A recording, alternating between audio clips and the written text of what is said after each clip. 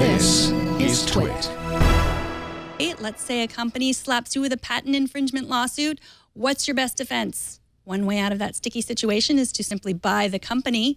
That's what Ninebot did. Now, Ninebot is a Beijing-based personal transportation robot company that makes devices that look suspiciously like the Segway. They also make one without handles, which seems terrifying. Today, Ninebot announced their acquisition of Segway, the personal electric transportation equipment company. That's a Ninebot. Looks like a Segway, right? During the acquisition of Segway, Ninebot made no mention of the fact that they were named in Segway's recent patent complaint, along with several other Chinese companies. Ninebot purchased Segway with the help of some big wigs you might have heard of, such as the Xiaomi Corporation and Sequoia Capital.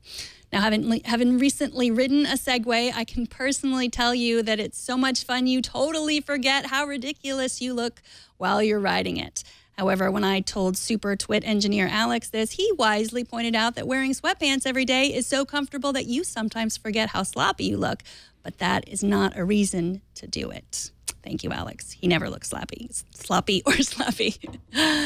On to our next story. The New York Times reports that European regulators officially filed their antitrust case against Google this morning. This comes after a 5-year investigation into whether Google abused its dominance in web searches to the detriment of competitors. As Mike Elgin reported this morning on Tech News Today, Google faces a maximum penalty of $6 billion. And in a separate investigation, the EU will also look into alleged anti-competitive deals made for Google's Android operating system. To watch Mike's full report, as well as his interview with Washington Post reporter Todd C. Frankel, go to twit.tv.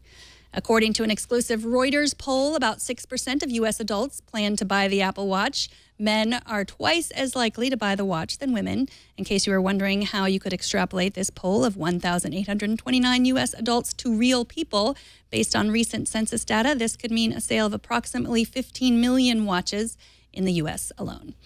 And Netflix just announced their first quarter earnings. Earnings per share were up. Subscriber growth exceeded expectation. The company says they added about 14 million new users over the past 14 months. And unless you've been living in a bunker in Indiana like a mole woman, you already know that the company has changed the way we consume entertainment. Shares of Netflix were up at least 12% in after-hours trading. And finally, you might have heard that yesterday, comedian Jerry Seinfeld referred to YouTube as a giant garbage can. An article in Business Insider says Seinfeld was speaking to advertisers at an event for Sony's streaming service Crackle, where the comedian's popular web series, Comedians in Cars Getting Coffee, is about to start its 6th season. According to a transcript from the speech on TubeFilter, Seinfeld was answering a crowd question about the need for user-generated content on Crackle. We have a giant garbage can called YouTube for user-generated content, Seinfeld said, to which I say sometimes you can find really interesting stuff in the garbage can.